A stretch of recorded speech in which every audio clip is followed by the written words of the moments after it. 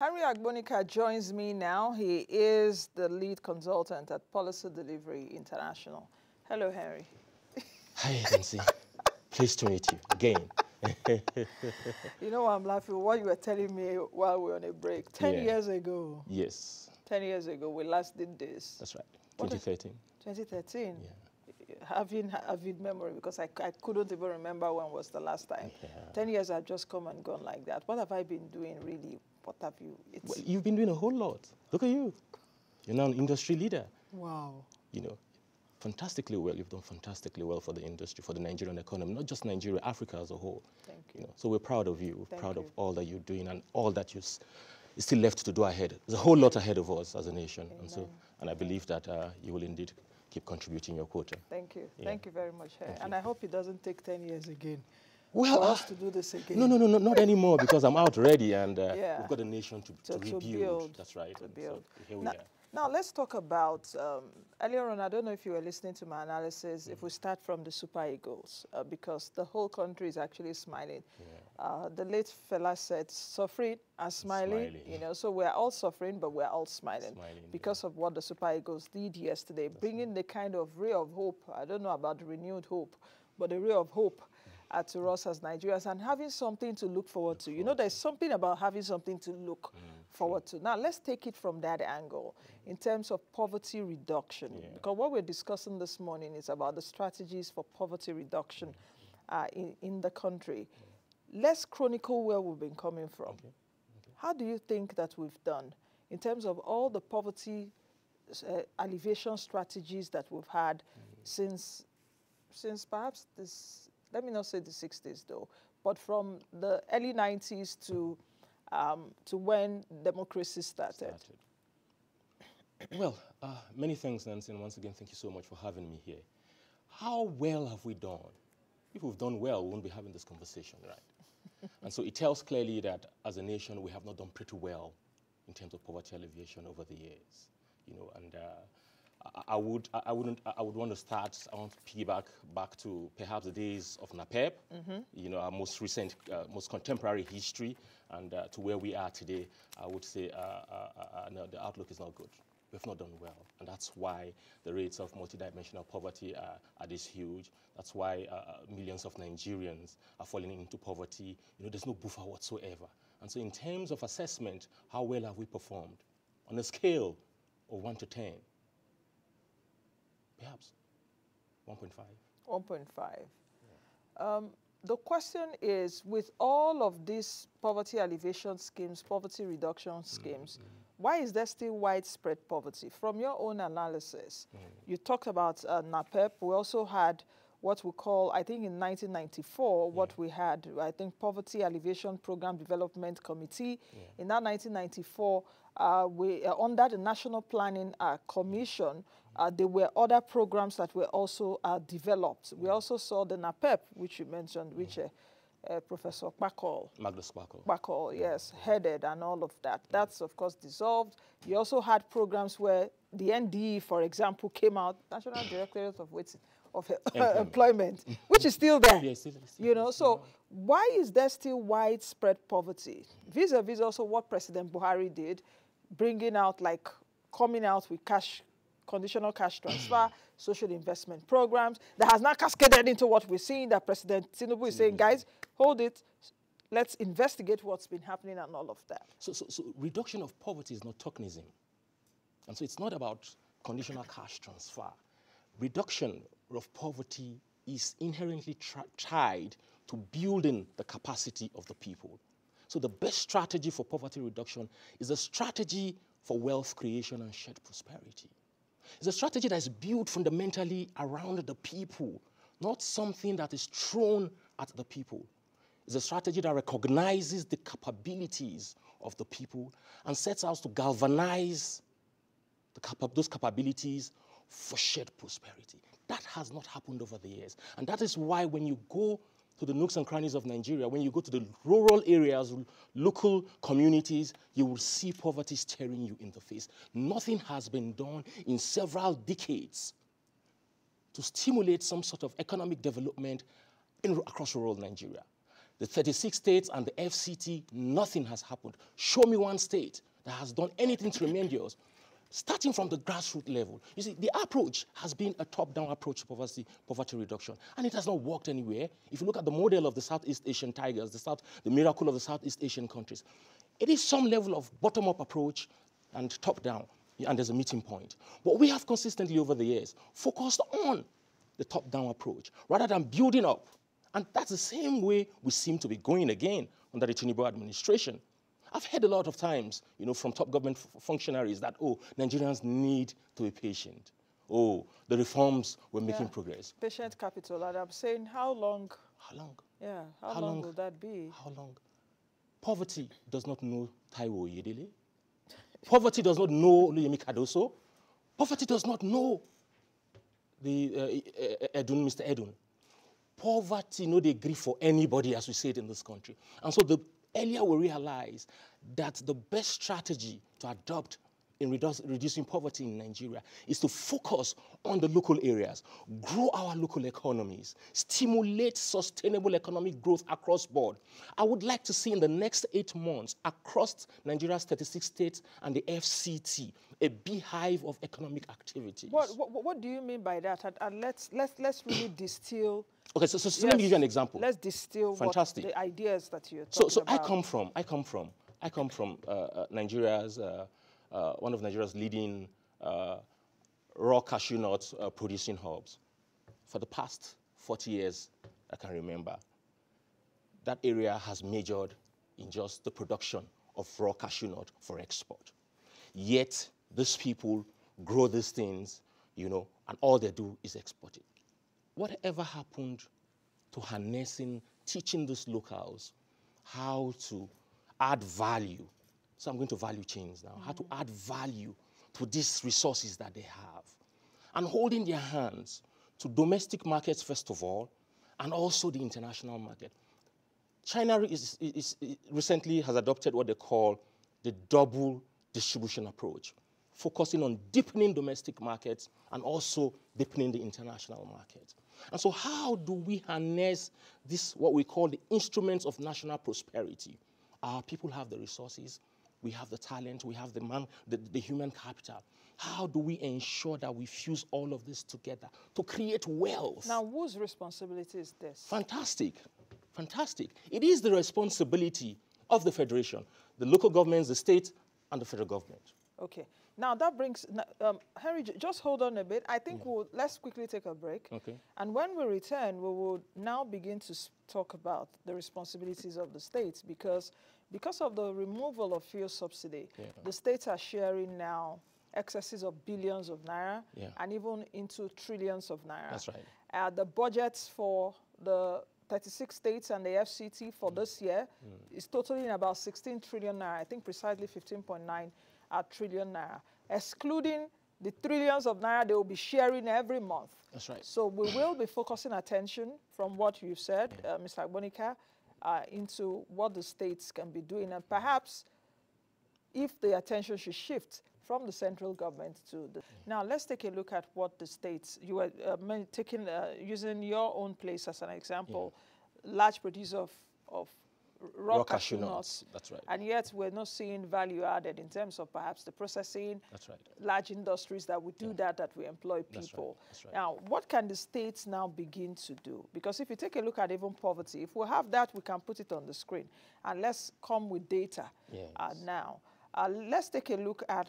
It's really so sad. And these are the kind of shows I don't like doing because it's not just about the numbers. The numbers that I talk about every day are really people. Those numbers are people. People. Sokoto, Bayelsa, Jigawa states have an aggregate of about 14.8 million poor people. We see also that the Southeast recorded an estimated number of 10.85 million poor people.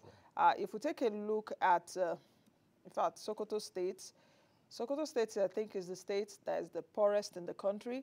Bayelsa is also part of Bayelsa is also part of that state, and it's also part of those states. And it's really so sad that Bayelsa, that is an oil-producing state, can find its way on the well, on that's the irony, state. right? Yes, that's the irony. Good. So, do you want to comment? Let's take a look at those these data state by state and see what your analysis is. Okay, so I would say this. For the Northwest, where you have Sokoto, Zamfara, Kebbi and Kaduna and all of that, it's quite disheartening to think that with the level of agricultural potentials in that region, in the whole of that region, it's still one of the poorest, it's perhaps Nigeria's poorest region. Again, if you also look at the level of education in that region, it's also pretty much low. And so it is the responsibility of the government, the state governments across that region, to wake up and set an agenda for themselves, for their people. But this is what I would also say. In this context, where we are in right now, there is a need for what I would call grand leadership. Mr. President needs to set the grand agenda, first of all. And it's not about fine-tuning fiscal policies and monetary policies alone. While you are doing that, you first of all, you also set the grand agenda as a leader, and so that the states and local government can tie into that grand agenda you have set for poverty reduction in Nigeria. Currently, there's no grand agenda. We are going as if it's business as usual, unfortunately so. So fine-tuning monetary and fiscal policy alone will not lead to poverty reduction. And so it's important that once Mr. President sets that agenda, the state governments can buy into it. No, but he has his renewed agenda. And in that renewed agenda also is talking about poverty, alleviation, and all of that. So what kind of grand leadership is actually different from leadership? Because leadership's meaning in the true context of it is one being visionary, is one being forward-thinking and all of that. Okay, so let me take you back to Rwanda. You recall the Vision Umurenge program, Umurenge 2020 program? Of this president, Paul Kagame. Yes, I think it was about, it started about in 2008 or so. What was the focus of that? Poverty reduction and local economic development. Why did that come in? Of course, during his campaigns, he had his manifesto, like Mr. President had his Renewed Hope manifesto. But I haven't come in and seen the poverty levels in the country. There was a need to come up with a grand strategy for poverty reduction. Every other country has it. The Southeast Asian tigers that have come out of poverty from 2013 to 2021, China was moving 10 million people out of poverty annually. Because they had that strategy, separate strategy in place for poverty reduction, anchored, focused on the people. And so what I expect is for a grand strategy from Mr. President for poverty reduction across the country, driven, first of all, built around the people, driven by the subnationals. And so how that wants to work out is what his team needs to sort out, the workability, the how of it. Because over the years, we have not seen local governments functioning, to their capacities in Nigeria. And so, first of all, Mr. President must sit, and urgently, like yesterday, to decipher how our local government systems must work. And then come up with this program that ensures that across Nigeria, we are able to create, our people are able to create wealth through cooperatives, through cottage industries, and ultimately, what that will lead to is some sort of reverse migration. Now, what will be the role of state government in terms of partnership with private sector? Because what I hear you also say is not just about state government and local government. There has to be a partnership. I want to. I am thinking that the state government should have roadmaps as to poverty reduction in their states, bringing in private sector. State governments also coming up with good infrastructure, roads, and what have you, with the ease of doing business, making it easier in those states. So what kind of partnerships are you looking at? Because we are seeing that these state governors seem also to be gallivanting. Some are working, but the work is not even, we're not seeing it. Because the data is telling us something else. Something else. I agree. Again, so no state government, no local government can pull this on its own. And so indeed there's need for partnership, not just with the private sector, but there's need for partnership even with development partners, bilateral and multilateral institutions, and what have you. And so it's also to design that framework of partnership. Because again, this should not be seen as an investment drive. It's about building the capacity of the people. And so we would also need to avoid a situation whereby the private sector comes in and ties a condition for partnership. There will be a condition for Oh, partnership. good. So at the end of the day, the people will not benefit. From private sector. Good. So at this point, it's important. They can give conditions to the government to say, okay, perhaps tax incentives. Yeah, okay, so that is normal, right? Yeah. That is normal. And so what we'd expect to see is strong partnership. The private sector comes in, development partners comes in, you know, and all other stakeholders come in to support the local governments and the state to drive this vision towards wealth creation and shared prosperity. Nothing else will work. Not even, sorry please, not even the drive towards attracting foreign direct investment. That will not, it has not worked anywhere. I've not seen any country where that has ameliorated poverty. Okay, let's take that picture that we just put on the screen now. And Henry, I want you to take a look at that picture. Okay. Take a look at that picture. This picture, can we take off that graphics on air so that, thank you guys. This is here in Abuja, in Maitama, at, you know, a refuse dump where a young boy is picking food at the refuse dump. This was taken, and in fact, when I saw this, my heart broke.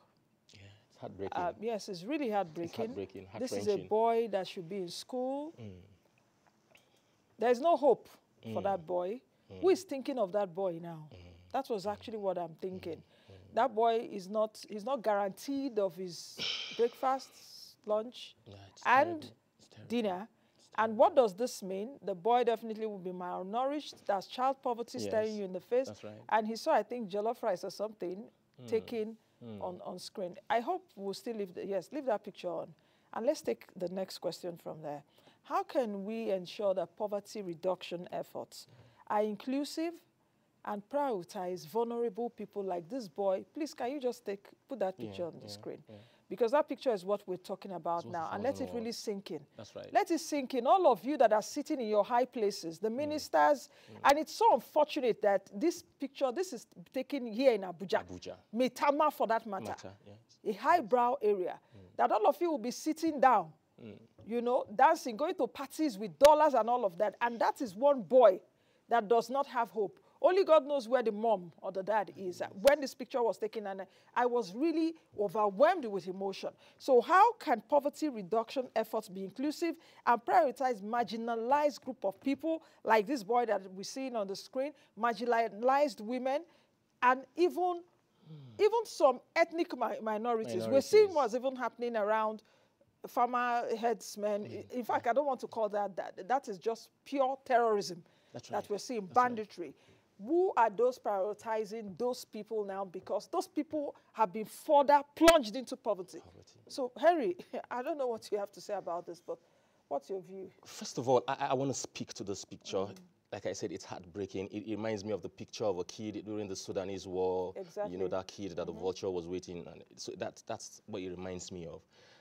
It's heartbreaking. And for this, it again tells you the failure of our governance system. It speaks fundamentally to the failure of our governance system.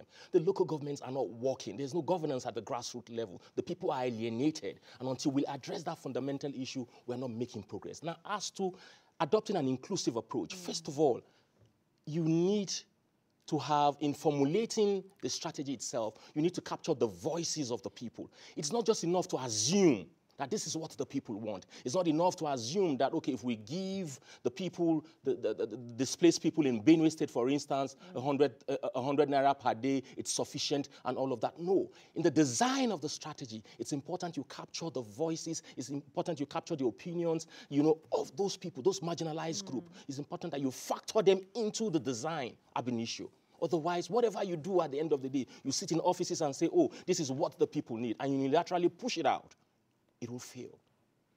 And this takes us back to the bottom-up approach. And that through our various communities, through the cooperatives, we need to capture, we need to understand what is happening. The state planning boards and planning commissions need to start working. They're not working, they are dead. But let's take a look at it now in terms of providing finance. And what comes to my mind now is the role of banking institutions, microfinance banks. We also saw years ago where we had community development banks, People's Bank of Nigeria, and all of that. The role of even the microfinance banks right now, according to the Central Bank of Nigeria, is to cater to downtrodden people and help lift people out of poverty. How do we begin to redefine some of the strategies? First of all, what is the state of microfinance banks in Nigeria as we speak? How successful has that part of the strategy or intervention been? I was in the northeast sometimes last year to engage, have conversation with people around access to finance and what have you. And these guys told me point blank, they don't trust the microfinance institutions. They would rather work with their local adashes and asusu people. And they don't trust the microfinance institutions. What were the reasons given to you? A whole lot. Perhaps a conversation for another day. So it's important that we then begin, like I said earlier, we need to rebuild our strategies around the people. What works for the people? What has been working for the people for centuries? And so can we build our solutions targeting that which has worked for the people and upscale? So rather than introduce something new that the people are not comfortable with, the people are not, it was in Gombe State, a woman told me there's no way she's going to, latch onto this, what's it called now, digital payment system, that she doesn't trust it. And that was the argument But because she doesn't also understand it. Well, that's another reason. But what they are comfortable with is the local asusu, the local collection thing. What system can we build around that? And this is where, again, I would keep emphasizing why the local governments must work. When you were saying this, what came to my mind in terms of localizing our initiatives is the apprentice, Igbo Swahia. That's right. What do they call it? Yes. That's the Igbo apprenticeship system? Igbo apprenticeship system came to my mind because we've also seen that apprenticeship system create many billionaires in the East, even though they are not listed on the exchange. Even though they are not listed on the exchange, they are billionaires in their own right. So things like that, like Nigerianizing our own models. That's the endogenous approach is what we need to adopt, because right now, I don't know what tradition we're adopting. But it's important that we come back to the endogenous model. And at this point, I would appeal that rather than have financial economists drive this economy, it's important, it's high time we throw a development economist into the mix. When I say development economist, I'm talking about somebody in the mold of Ngozi Okonjo-Iweala, somebody in the mold of Celestine Monga, somebody in the mold of Justice Yifulin. We need to throw a thoroughbred development economist into this mix. We must not leave it for these guys who won't really understand finance and investment alone. Okay. We need also a core public policy guy into this mix, into the economic management team of this country right away. Now, the question is the way we've been handling poverty and humanitarian affairs in the last few years. Yeah. President Buhari created a ministry. Yeah. Now, the two ministers are facing investigation. What kind of approach should we adopt? And if you take a look at it, some people have called for the, scrapping of that ministry. That's one. Do you support that? Number two is that who is the right person that will fit that role of poverty alleviation in the country? Who can do the job of alleviating poverty? Okay. Thank you so much. I would have loved to evade the question on around the Humanitarian Affairs Ministry for some reasons, but this is what I would say. Having watched developments in that ministry over the last couple of years, I would think indeed that the ministry has outlived its relevance, and perhaps it's time for the Ministry of Humanitarian Affairs to go. Perhaps it's time we adopt a new approach to poverty reduction rather than the humanitarian approach that focuses on some level of tokenism. And so perhaps it's time we begin to look at what I said earlier, a strategy that evolves around wealth creation. Agreed, we have humanitarian crisis, but do we want to wallow in that? Do we want to keep wasting money? Can we rechannel that money into some, like I said earlier, national agenda that will stimulate economic development across the country? You see, we have what I call instruments of national prosperity spread across this country. How the problem has always been, how do we galvanize it? And so instead of throwing money at people here and there, and people stealing money here and there, how do we pull all of these monies together and begin to drive efforts towards wealth creation? And so I would say, if you ask me, unfortunately so, that the Ministry of Humanitarian Affairs has perhaps outlived this relevance. So who can handle the affairs of the poor? What kind of human being? So you need somebody who understands the theory and practice, what we call praxis of development economics. Okay. Somebody who understands that. That same person can... Yes, so I'll give you an example. Very quickly, we have to go. Okay, so we need somebody in the mold of the Mahbub ul-Haq from Pakistan. These guys are grounded in theory and grounded in practice. They understand this. They understand these issues deeply. Not just anybody because, oh, he's handled a microfinance bank or he's mad. No, no, no, no, no. We need guys who are grounded. Okay. Not just in practice, but in theory. Okay, I think we'll leave it at that. The issue of poverty is one issue that is really dear to my heart in terms of poverty reduction in the country, because when you go around, you see it's just there, you know, and poverty is a symptom of that your society is not working. You know, and once you have poverty, you have other things, of course, insecurity and all of that. Have you visited Kuje before? The Abaji Area Council? Okay, yes. Kuje Area Council. What did you find? Poverty around. Poverty and that's an indictment on governance. Yeah. And we also have urban poverty, like the picture we showed earlier. And it's really, I was speaking with Dr. Tayo Adeloju some time ago, the CEO of NESG, and he said something that was very striking, that we should be ashamed of ourselves as adults, that we have surrounding us children that do not have a future, that we are all irresponsible adults if we do not think of our children, because child poverty in this country is over 50%. But that's how much we can take on today's edition of the program. Thank you, Henry, for coming. It's always a pleasure. And we'll do this again sometime soon. Sure. Thank you for having me.